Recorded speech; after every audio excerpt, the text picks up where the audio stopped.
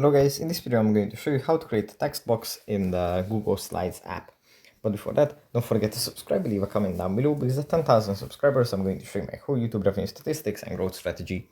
So without further ado, let's just jump right into it. First you have to open up Google Slides. Here it opens up like this. From here we just have to select the document that we want to work on. Tap on it. Here it opens up like this, so we can view the presentation. You have to tap on a slide, then tap on edit slide, and here in the bottom row we have this little icon, and if we tap on this, it's going to add a text box which we can resize and reshape. You can even tilt it like this, and then we can just start typing low, as you can see here.